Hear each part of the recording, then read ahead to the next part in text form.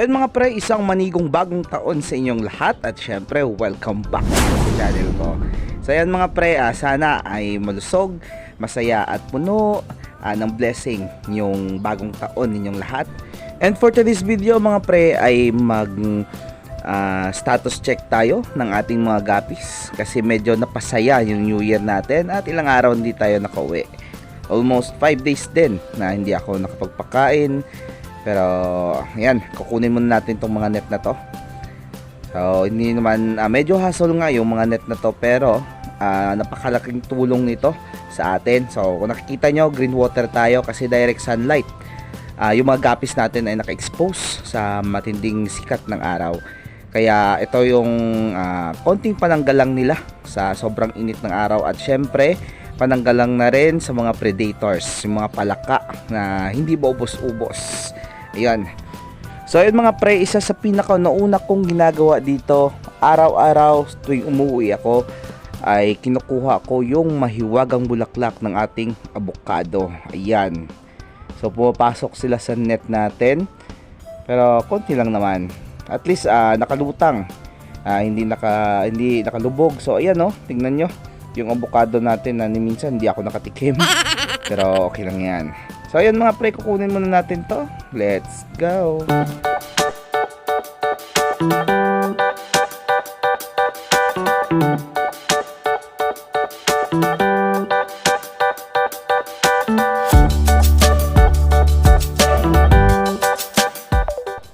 Dahil mga pre, pagkatapos ng ilang dekada ay nalinis ko na yung tub ng ating Japan Blue Gold Double Sword female. Yan. So malinis na yung tubig nila. So dito na naman sa mga male section natin, kukunin natin tong mga nakalutang na to. So kailangan makuha natin tong mga pre dahil 2 to 3 days ay lulubog yung mga to. So hindi natin yan makuha sa ilalim at magkukos yan ng rapid growth ng bakterya. So posibleng magkasakit at mapulyot agad-agad yung tubig natin. So pag hindi natin to namalayan at hindi na water change, posibleng masayang yung pinaghirapan natin. Kaya ito ay konting preventive maintenance lang para sa ating mga guppies. Yan.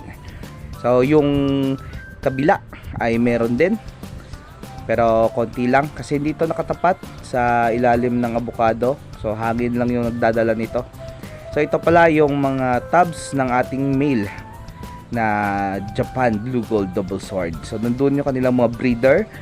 At dito, ito yung female section ng ating Japan Blue Gold Double Sword. At ito ang fry section ng ating Japan Blue Gold Double Sword. So ito yung yung iba nito ay pang out na. So kukuha tayo sa next vlog natin, lalagay natin sa pet shop. So ayan mga pre, check muna natin yung mga breeders natin. Let's go. So yun, ang una nating i-check ay yung mga breeders ng ating Dumbo Ear Mosaic. Yan, ang lalaking breeder ng Dumbo Ear Mosaic. So yan, kumakalat na naman yung kanilang mga fry. Ayan oh, ang daming fry. So ewan kung visible sa camera kasi nagre-reflect sa araw yung tubig. Nakatapat kasi sa langit. What? Ayan. So lalagay natin dyan mamaya sa kanilang fry section. Kaya kunin natin yung mahiwagang fishnet natin at yung kalahating galon na ng patis. Ayan. So kunin natin. Let's go.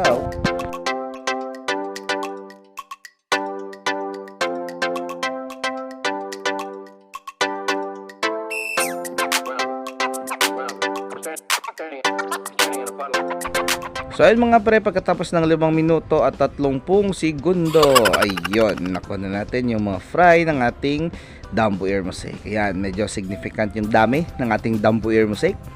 Kaya ilalagay na natin to. Ayun, may pahabol pa. Meron pang 3 na lumabas.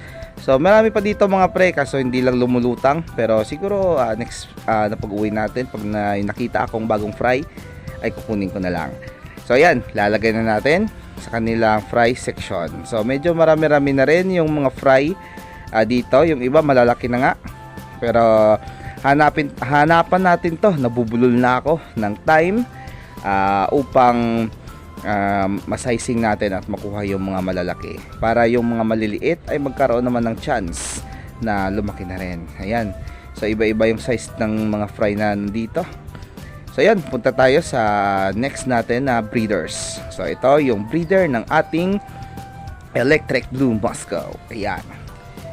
So shy type yung mga Moscow natin, hindi lumalabas. Ayan oh, may mga fry na naman. It's double blessing ngayong taon. Yon. Ewan ko nakikita sa camera kasi maitim.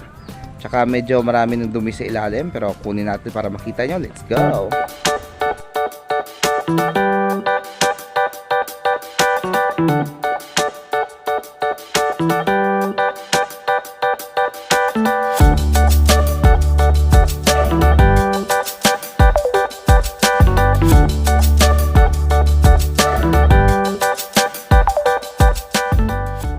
So ayun mga pre, nakuha ko na yung mga fry ng ating EBM at parang release ko may pasobra pa.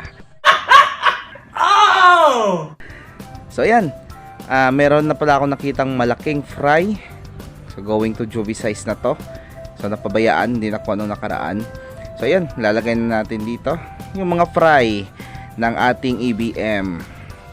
So dito, malalaki na ata yung mga fry, medyo napabayaan na, kaya malalaki na yung iba. Pero pag nagka-time tayo ay sa-sizing natin yan. At i-gender natin yung mga yan. Ayun oh, malalaki na yung iba, juvie size na. So pasensya na kayo, hindi ko kayo maalagaan kasi medyo busy rin sa trabaho at marami tayong mga ginagawa ngayon taon. So dito, yung ating unstoppable Japan Blue Gold Double Sword na wala ng fry. So nung December, nakita nyo naman siguro yung vlog na to. So nakapagkuha tayo dito ng napakaraming fry ng ating Japan Blue Gold Double Sword. Yung breeder natin kasi konti lang, parang 4 ata or 5 female lang. So dito yung pang-apat na strain natin, yung Silver Koi Guppy na wala pang fry, pero buntis na, pregnant na yung mga female. So naghihintay na lang ng time na lumabas. Yan. So sana magkaroon na tayo ng 5th batch of breeding ng ating Silver Koi Guppy. Ayun, sa mga nagtatanong pala ng status ng ating breeding ng Silver Koi Guppy. So nakikita nyo yung natira. Ito yung 3rd batch of breeding natin. Yung first batch sa second batch ay naubos na. Pero yung ating Dumbo Ear Mosaic, ayan, kung naalala nyo, sobrang daming na-out natin ng November tsaka December. Siguro nasa 300 to 400 pair ng Dumbo Ear Mosaic na to. Pero ngayon, ayan na naman. So more than 1 month lang, nakapag-ipon na naman tayo ng magagandang Dumbo Ear Mosaic. So marketable size na ang lahat ng to.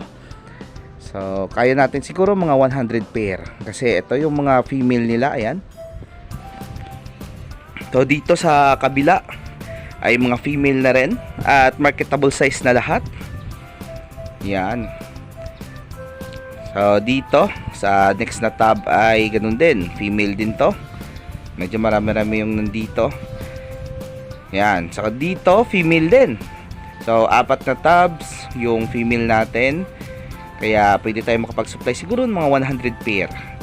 Pero yung EBM natin, ayan, konti lang yung male natin ngayon. Kasi hindi pa tayo nakapag-gender ng ating fry section. So soon, pag nagka-time. So ito yung 4th batch of breeding ng ating Silver Koi Guppy. Ayan. So not for sale pa to. Papalakihin muna natin. Kasi meron tayong kaibigan na nagpa-reserve ng lahat ng to, kaya papalakihin muna natin para maganda naman yung katawan at syempre madali niya ring maima-market yung mga guppies na bibilhin niya. So ayun mga pre, tapos na yung pinaka main goal ng pag-uwi natin dito sa breeding area ng ating mga guppies.